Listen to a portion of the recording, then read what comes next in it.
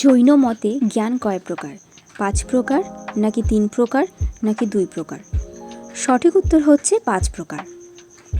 আর এই 5 প্রকার জ্ঞান হচ্ছে অবধি, মনোপর্যায়, কেবল, মতি ও শ্রুতি। নেক্সট প্রশ্ন হচ্ছে, জৈন ধর্মাবলম্বীগণ কোন দুটো সম্প্রদায়ে বিভক্ত? অপশন হচ্ছে হীনযান ও মহাযান, শ্বেতাম্বর ও দিগম্বর, নাকি ধূর্ত ও বৈতণ্ডিক। সঠিক উত্তর হচ্ছে শ্বেতাম্বর ও দিগম্বর।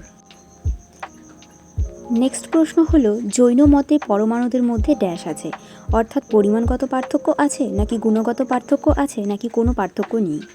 সঠিক উত্তর হলো, জৈন মতে পরমাণুদের মধ্যে না গুণগত পার্থক্য আছে, না কোনো পরিমাণগত পার্থক্য আছে, যে কারণে জৈন পরমাণুবাদ গ্রিক পরমাণুবাদ এবং ন্যায়বৈশেষিক পরমাণুবাদ থেকে একবারে স্বতন্ত্র প্রকৃতির। নেক্সট প্রশ্ন হচ্ছে, জৈন মতে অনস্তিকায় দ্রব্য কোনটি? আত্মা, কাল, নাকি ধর্ম? সঠিক উত্তর হচ্ছে কাল। নেক্সট প্রশ্ন হলো, নিম্নোক্ত কোনটি জৈন ত্রিরত্নের অন্তর্ভুক্ত নয়? সম্যক জ্ঞান, নাকি সম্যক চারিত্র, নাকি সম্যক ব্যায়াম?